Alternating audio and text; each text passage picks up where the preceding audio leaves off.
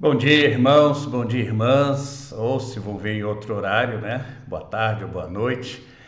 Mas estamos na nossa caminhada, tentando cumprir a única ordem que Jesus deu para a sua igreja, que é fazer discípulos. Ele deu claramente essa ordem em Mateus 28, e de fazer discípulos. E é o que nós estamos tentando fazer, é o que a nossa igreja está tentando fazer, cumprir essa missão, colocar todo o nosso foco na missão da igreja, que é fazer discípulos. E hoje a gente vai conversar sobre o capítulo 12. Meu nome é Marcelo Araújo Rodrigues, sou pastor da Primeira Igreja Presbiteriana Independente de Santo André. Bom, nós hoje temos o capítulo 12 do nosso livro A Formação de um Discípulo e parte do capítulo 13. Perceba uma coisa, né? Cada vez mais o nosso estudo, a nossa conversa está nos levando em direção a um relacionamento com o nosso discípulo, né? Nós já fomos formados como discípulos. Talvez você diga, pastor, mas eu não me vejo como um discípulo completo. Mas a caminhada do discipulado é para a vida inteira. Mas nós já tivemos uma parte fundamental. Assim como Jesus cuidou dos seus discípulos, preparou os seus discípulos e foi embora depois da sua morte e ressurreição, mas eles continuaram num processo de transformação e de crescimento. Mas o fundamento eles já tinham, eles já podiam reproduzir o discipulado. Então nós estamos nessa fase. Não somos perfeitos? Não somos perfeitos, mas intencionalmente estamos procurando que Deus nos transforme cada vez mais. Então a gente precisa estar intencionalmente no processo de discipulado. Precisamos ter já um discípulo escolhido. Se você ainda não tem, vamos rever, alguns vídeos para trás falando como escolher esse discípulo, orar a Deus, quem sabe pedir ajuda para mim, que sou o pastor, o discipulador, para que a gente possa então caminhar nesse processo de discipulado, porque o capítulo 12 está já falando da prática do discipulado. E a primeira coisa que ele fala é que o ensino de Jesus, tudo que Jesus fez, que está nos relatado no Evangelho, você pode ter milhões de interpretações, de estudos, de pesquisas, teses, dissertações, mas uma coisa nós não podemos fugir nem negar. Jesus mostrou, ensinou que o que ele veio fazer na terra era nos ensinar na prática. O ensino de Jesus, o que Jesus esperava dos seus discípulos é que eles praticassem aquilo que ele ensinou. Você pode ter dificuldades e ficar horas interpretando, mas você tem que praticar o que Jesus nos ensinou. A vida do cristão é uma vida de pôr em prática o Evangelho. E essa prática não pode ser uma prática de qualquer forma. Não pode ser uma prática medíocre. Deus não espera que a sua igreja, que os seus discípulos, que hoje o representam na terra, o façam isso sem procurar fazer isso com excelência, As grandes empresas querem que os seus funcionários trabalhem com excelência, E isso é muito exigido no mercado, no mundo corporativo, trabalhar com excelência. Por que Deus não faria isso conosco, se o nosso Deus é o Deus excelente, o Deus que criou os céus e a terra, e tudo que Deus faz é com perfeição, com excelência, então ele faz o melhor. Então nós não podemos ser discípulos que não busquem fazer o melhor para Deus, o melhor para a igreja, o melhor no nosso discipulado. Então o discipulado é um discipulado com a exigência da excelência. Ainda que a gente às vezes se ache incapaz, nós temos o excelente Espírito Santo para fazer essa grande obra em nós. E a obra do Espírito é excelente. Ele faz o melhor porque é o Espírito Santo de Deus. Ele dá alguns exemplos no começo, falando que nós temos um interior e um exterior. E muitas vezes na igreja a gente aprendeu a cuidar do exterior. Aliás, a religião vive disso. Os fariseus faziam isso. E nós hoje, muitas vezes, somos fariseus modernos, porque nos preocupamos demais com a aparência. A sociedade se preocupa com a aparência. E esquecemos que a fé verdadeira é uma fé que muda o coração.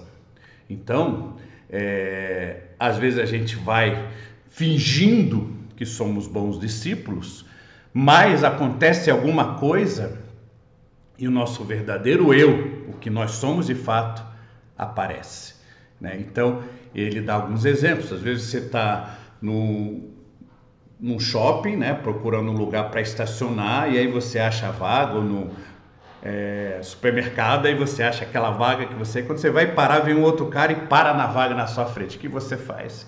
Você estoura, começa a xingar o cara te fecha no trânsito, você... Quer dizer, aquele ódio, aquela raiva, aqueles palavrões, eles não vieram por causa daquela outra pessoa. Ela não foi a causadora, ela foi apenas o start, mas aquilo tudo já estava dentro do seu coração.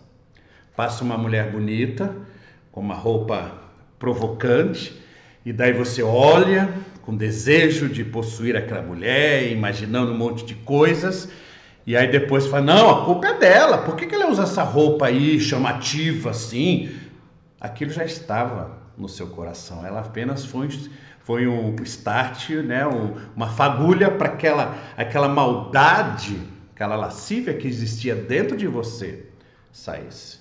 Então, nós precisamos entender que o discipulado é uma transformação de Deus em nós, de dentro para fora.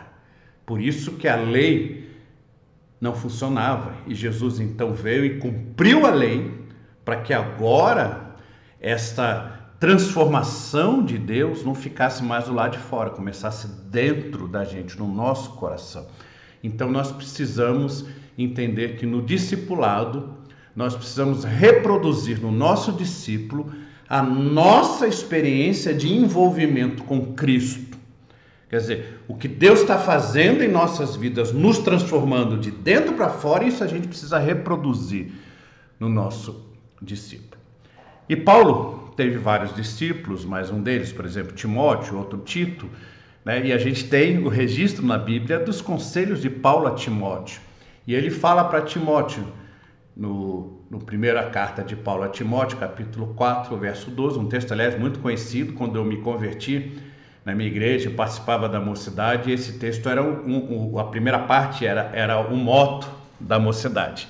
Ninguém despreze a tua mocidade, pelo contrário, torna-te padrão dos fiéis. No quê? Na palavra, no procedimento, no amor, na fé e na pureza. Então são 5 pontos para que o seu discípulo se torne padrão dos fiéis, assim como eu e você também temos que nos tornar padrão para o nosso discípulo nessas 5 coisas. Comecemos pela palavra, né? E aqui não é a palavra de Deus, mas ele está se referindo ao que eu falo, e então eu tenho que me ensinar ao meu discípulo que ele tem de cuidar com o que ele fala. E aqui a gente vai usar bastante Tiago, né? A carta de Tiago, né? Perdão, né? Ela fala bastante sobre isso. Primeiro, no capítulo 1, ele diz assim no verso 26: se alguém supõe ser religioso, deixando de refrear a língua, antes enganando o próprio coração, a sua religião é vã. Você quer ser um cristão, mas você não consegue controlar a sua língua, você não tem como ser cristão. Quer dizer, a fé cristã exige um padrão de excelência no controle do que nós falamos. Nós precisamos controlar o que falamos, nós precisamos ensinar o nosso discípulo a controlar a sua língua, a saber o que falar e a hora que falar. Claro, a fala da gente depende do que tem no nosso coração, mas também a fala da gente depende da gente saber falar a coisa certa na hora certa, né? Então a gente precisa controlar a nossa língua. Capítulo 3 de Tiago diz: porque todos tropeçam em muitas coisas.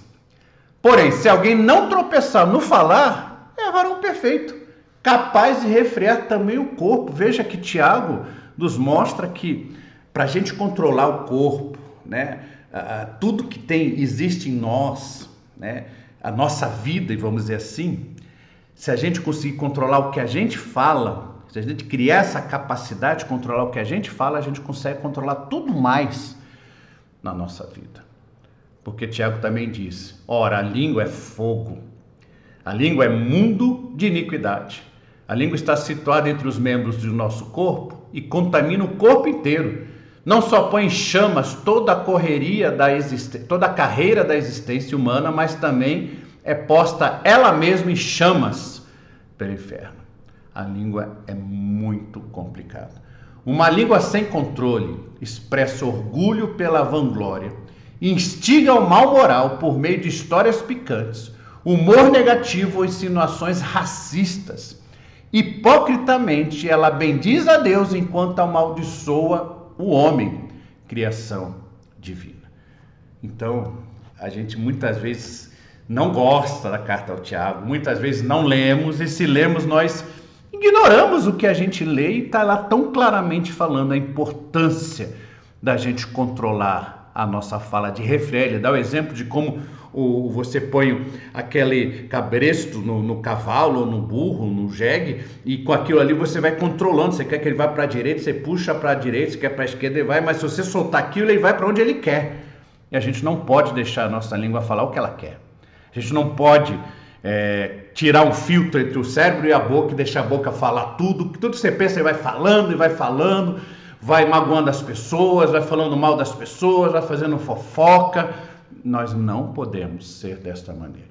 É claro que o próprio Tiago diz, no capítulo 3, verso 8, a língua, porém, nenhum homem é capaz de domá-la. É mal incontido, carregada de veneno mortífero. A língua por si só, e os seres humanos, nós por nós mesmos não conseguimos controlar essa língua. Mas Jesus Cristo morreu na cruz, ressuscitou, foi para o céu e enviou o seu Espírito Santo, que é o poder de Deus hoje em nós. E o Espírito Santo tem poder de domar a nossa língua. Ele pode domar a minha língua, a sua língua, ele pode domar a língua do nosso discípulo, para que a nossa língua glorifique a Deus e edifique os outros. Então nós precisamos intencionalmente buscar o domínio da língua através do poder do Espírito Santo, ou buscar que o Espírito Santo nos capacite a dominar a nossa língua. Faça essa obra em nós, e nós devemos ensinar isso ao nosso discípulo para que ele intencionalmente também busque isso. O autor também fala que eu sempre escuto a frase: sinceridade demais às vezes é falta de educação. Eu falei porque eu sou sincero, eu não sei guardar as coisas, eu falo a verdade. Mas nós precisamos aprender que nem sempre ser muito sincero é edificante. A verdade pode ser muitas vezes destrutiva. É verdade, mas muitas vezes a gente destrói as pessoas falando a verdade. Então a gente tem que saber a hora de falar. Falar com amor. Nosso discípulo tem que depender totalmente do Espírito Santo, para que o Espírito Santo mostre a ele o que falar para edificar as pessoas. Claro, não podemos comprometer a verdade, mas o Espírito nos capacita a falar a palavra certa no momento certo. Provérbios diz, como maçãs numa salva, né, numa bandeja de prata, é a palavra dita na hora certa. A gente precisa saber a hora certa de falarmos, a hora certa de elogiar, a hora certa de criticar, a hora certa de ensinar, hora certa de corrigir. Então isso é o Espírito Santo que nos diz. Então ele precisa aprender a corrigir os outros sem diminuir a decisão deles, a disposição deles em aprender. A efetividade do seu investimento nos outros será fortemente determinada por sua capacidade de dizer a verdade em amor.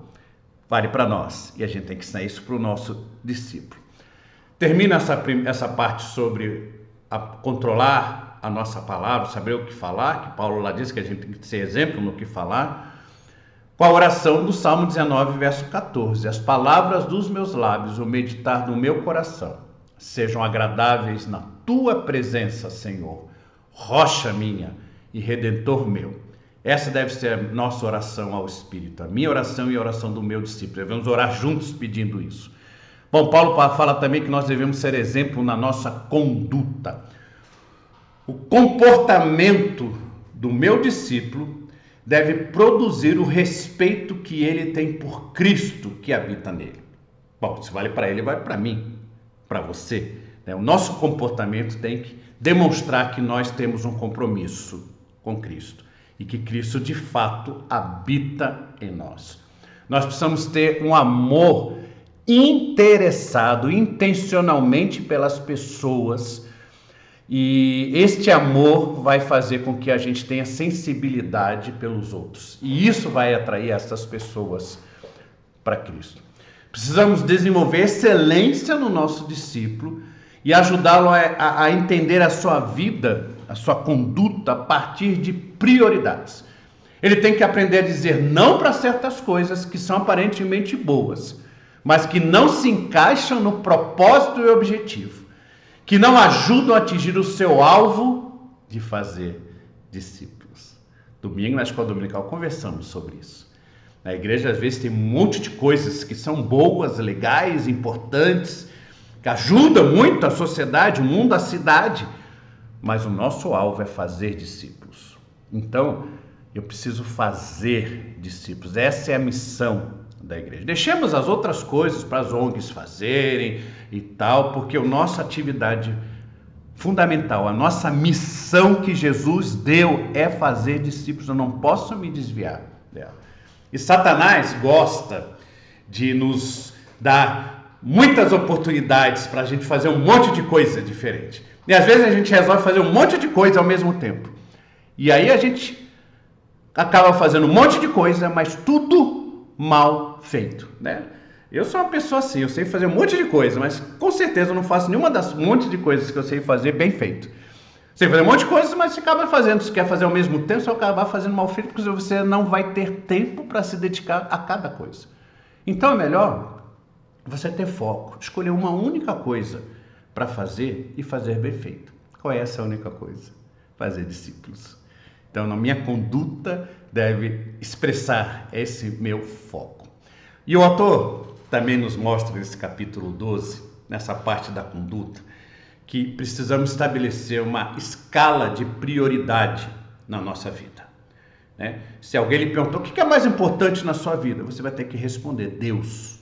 A coisa mais importante na minha vida é o meu relacionamento com Deus, a minha intimidade com Deus. Então eu preciso estar lendo a Bíblia, meditando na Bíblia, memorizando a Bíblia, e preciso estar orando, né? Então, através desse meu relacionamento com Deus, as disciplinas espirituais, o fundamento da minha vida, a prioridade máxima da minha vida é Deus.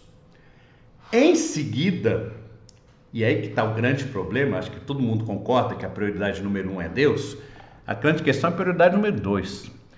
Muitas pessoas colocam a igreja, o ministério, como prioridade 2.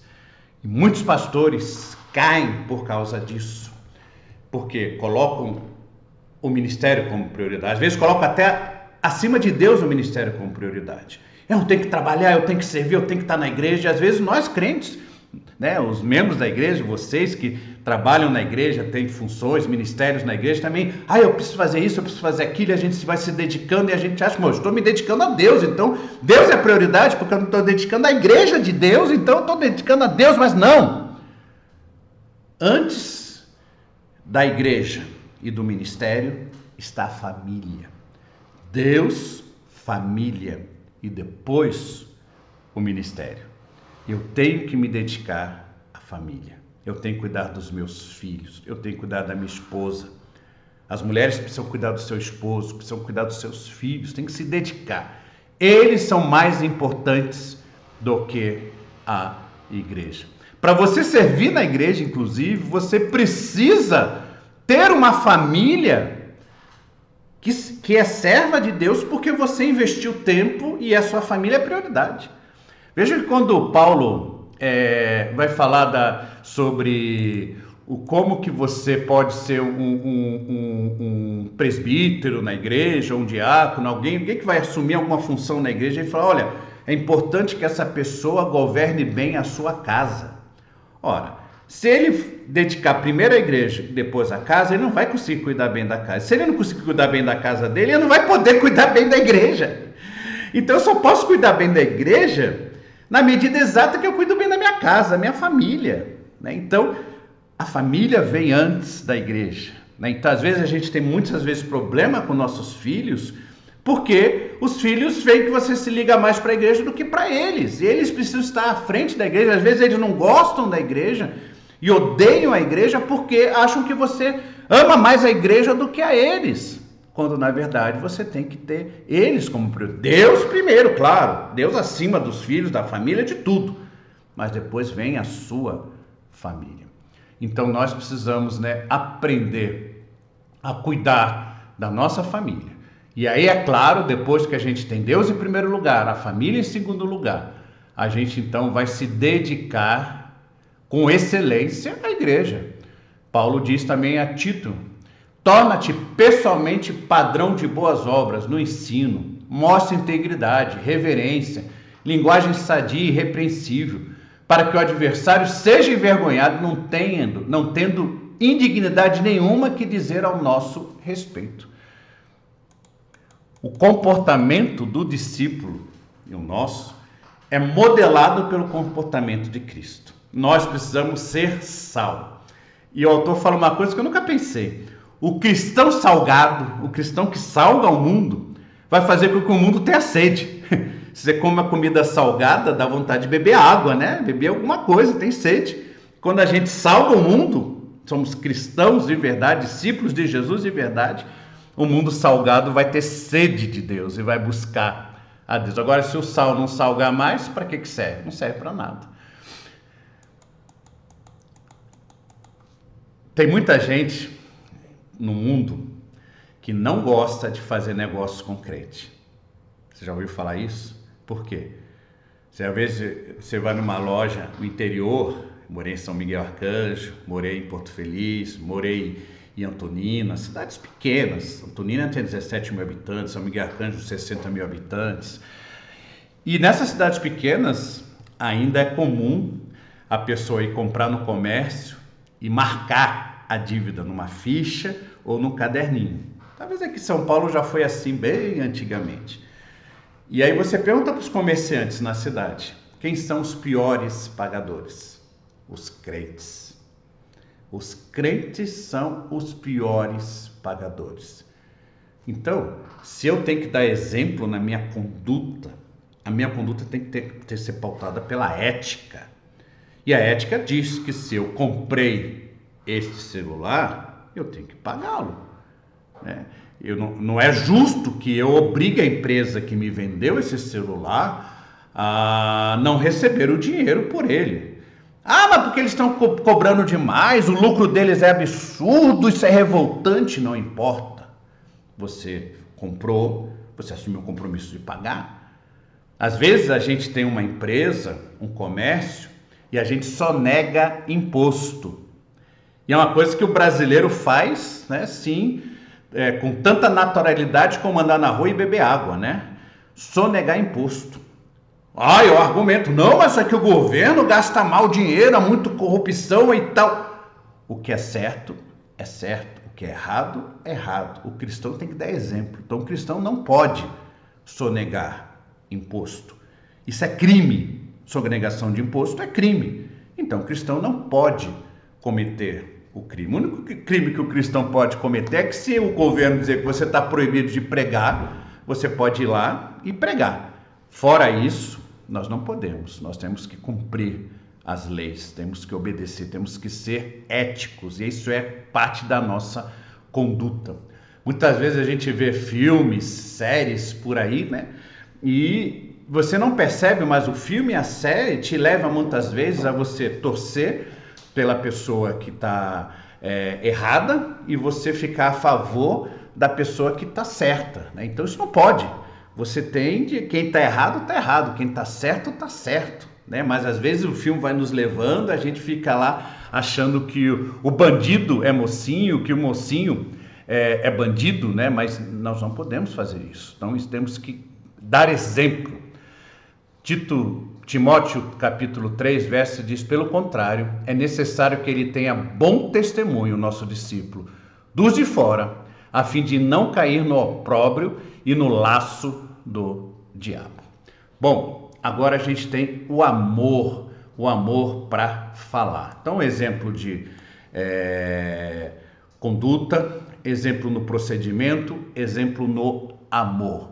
O amor é o resumo de toda a Bíblia, né? Quando foi resumir a Bíblia, a lei, Jesus Cristo disse, a lei se resume a amar a Deus e amar ao próximo. Então, o amor é o fundamento de tudo. Deus nos ama. A prova maior do amor de Deus incondicional é que Cristo morreu na cruz por nós, né? Ele dá um exemplo de quando Jesus curou um leproso. Os leprosos, na época de Jesus, eles tinham que ser afastados da sociedade. A religião considerava eles impuros, pecadores, condenados ao inferno, e eles eram colocados para fora das cidades, e ninguém podia chegar perto deles, e muito menos tocá-los. Quando o leproso pede a cura para Jesus, Jesus podia ter curado ele de longe, mandado o poder de longe, né? Tipo um Hadouken, né? E curado ele, mas não, Jesus fez questão de tocar o leproso. O leproso foi tocado por Jesus. Então, movido pela compaixão, Jesus tocou. Imagine a forte emoção que deve ter passado pelo corpo daquele homem leproso, que nunca ninguém lhe tocou, que todo mundo se afastava dele. Quando ele foi tocado por Jesus, ele sentiu o amor de Deus por ele. Então, nós precisamos ter essa coragem de nos aproximar, de fazer o nosso amor real, né? Ele dá exemplo lá no trabalho social que ele tem. Às vezes vem crianças com piolho, crianças sujas, crianças que não sabem ter higiene pessoal, e as pessoas lá, por causa do amor de Cristo, elas abraçam essas crianças, dão banho nessas crianças, ensinam higiene para essas crianças, enfim. Às vezes aparece um bêbado todo sujo de vômito da rua, eles vão lá, dão banho, cuidam. E fazem isso porque, amando os esquecidos, os marginalizados, os negligenciados, os invisíveis, a gente dá glória a Deus através desse amor. Ele também fala da fé.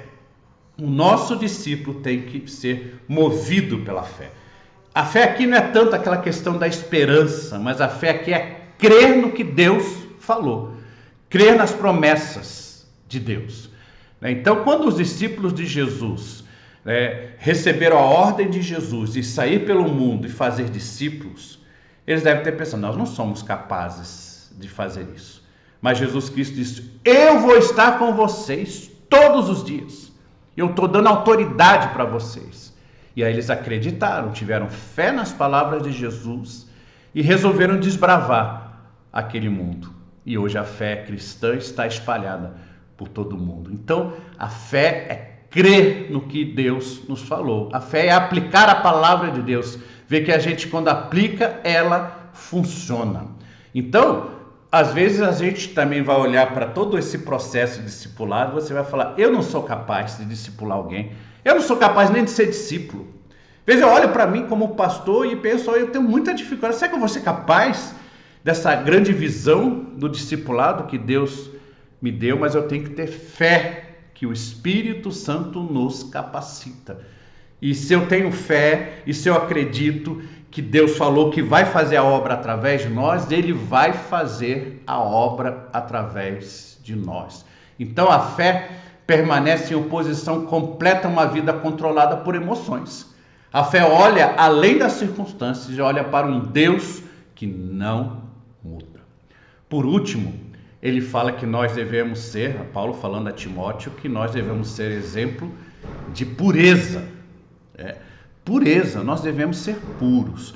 Normalmente, quando a gente fala isso, o pessoal pensa logo na questão sexual. Claro, ela faz parte, mas a pureza tem a ver com a questão do pecado, né? E então a nossa pureza é em relação ao pecado e não somente a questão sexual, né? Existem inúmeros outros pecados contra os quais nós devemos lutar, né? Então é uma batalha contra a natureza pecadora, contra a carne que habita em nós.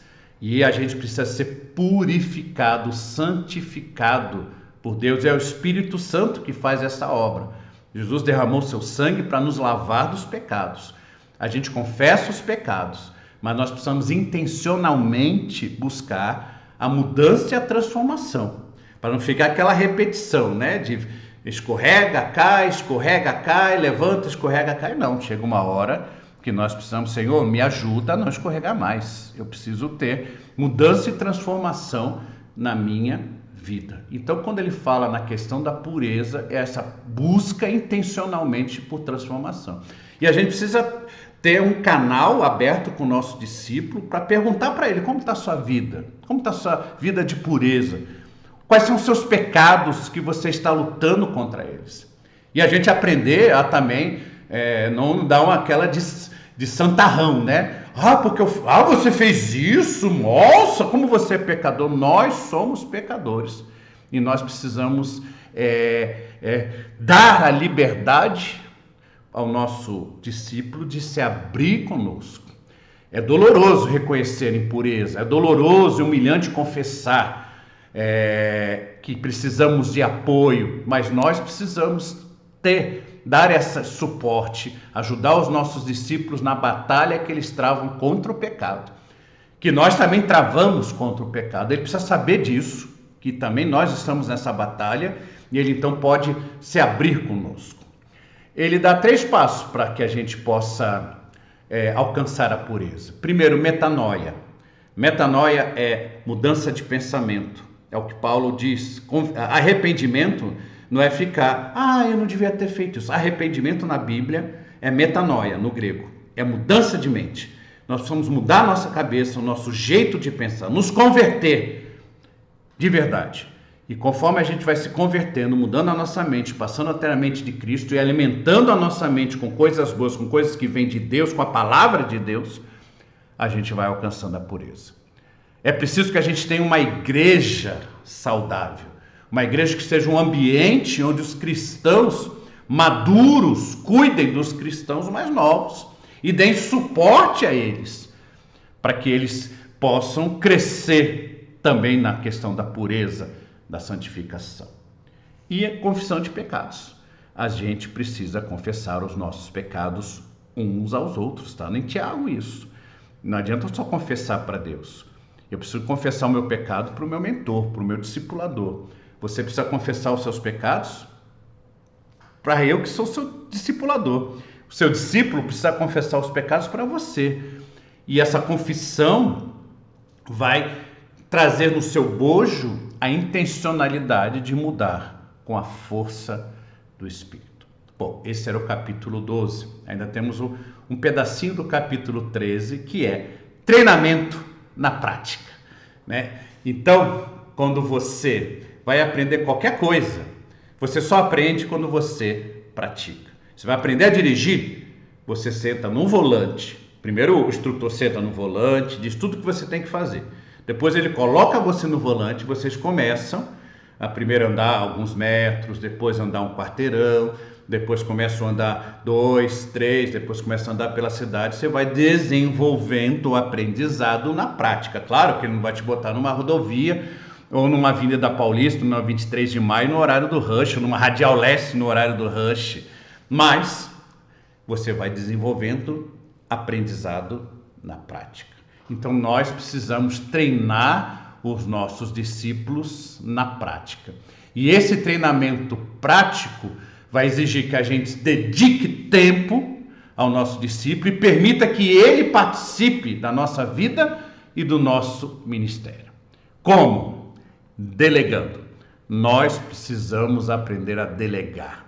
Delegar é confiar responsabilidade, confiar autoridade aos outros e depois exigir uma prestação de contas dos resultados.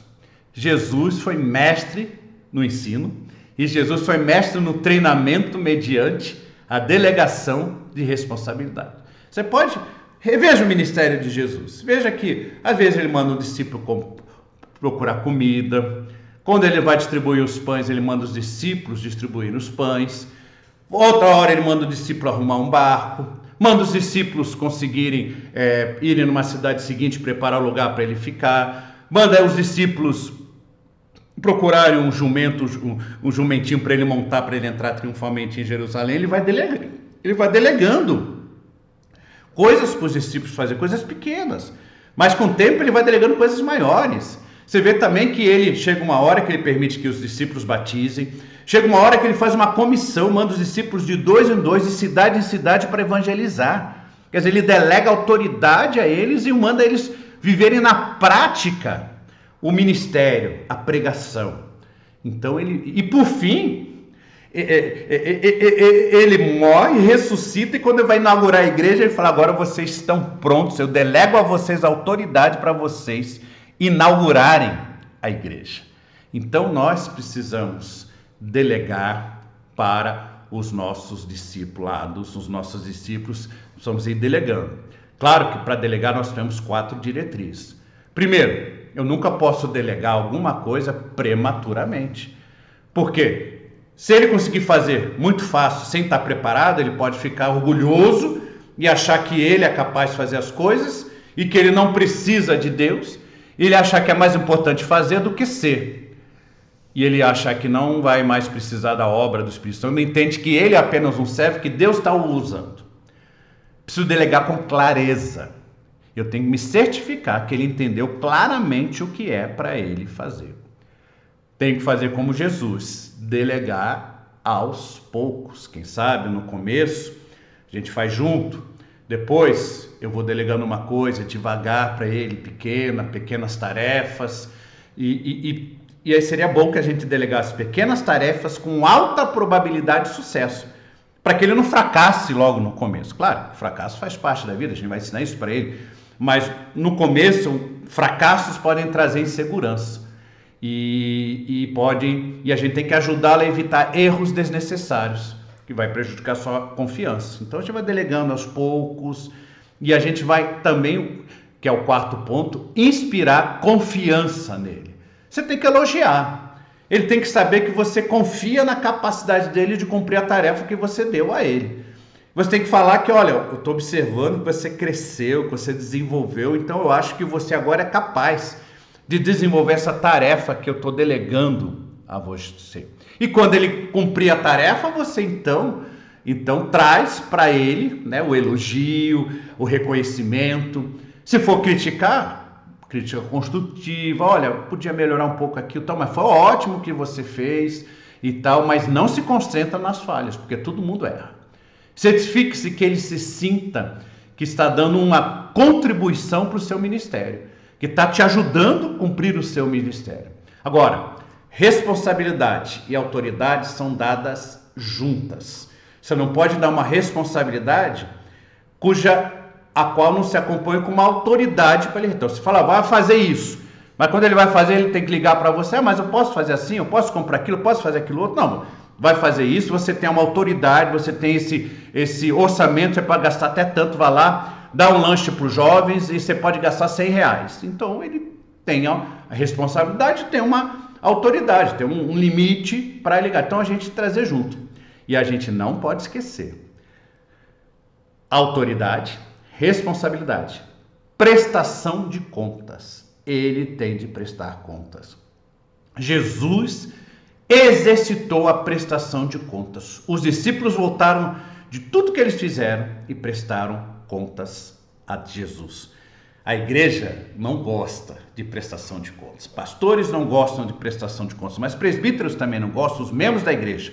Ninguém gosta de prestar conta da sua vida para outro. Você fica, vem cá, meu irmão, como é que está a sua vida?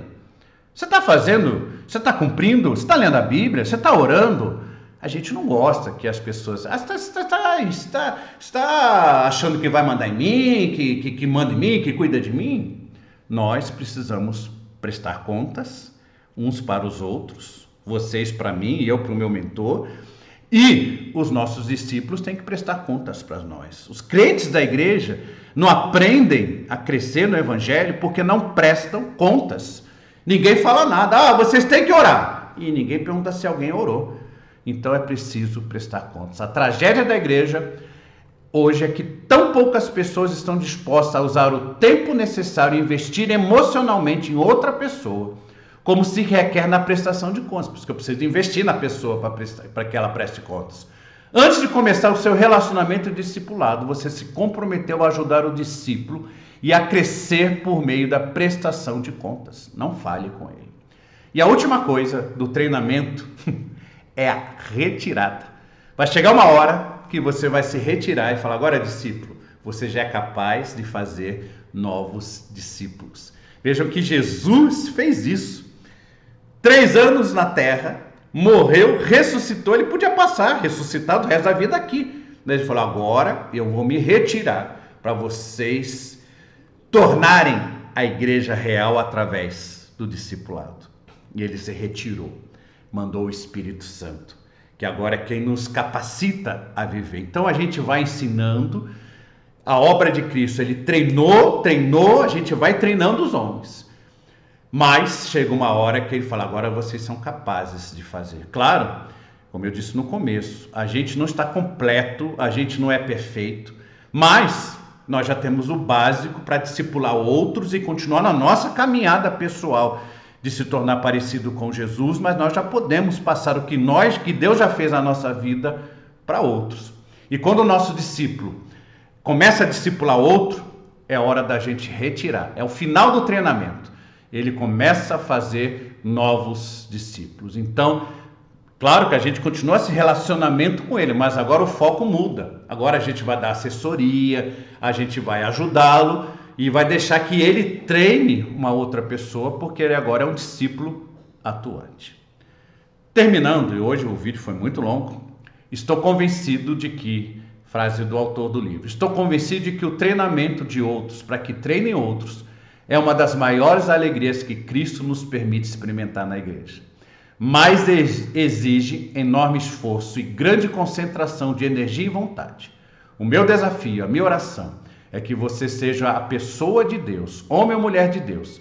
Descanse na sua soberania e deixe que Ele atue livremente por meio de você nessa tarefa que é a mais empolgante da edificação do seu reino. Amém?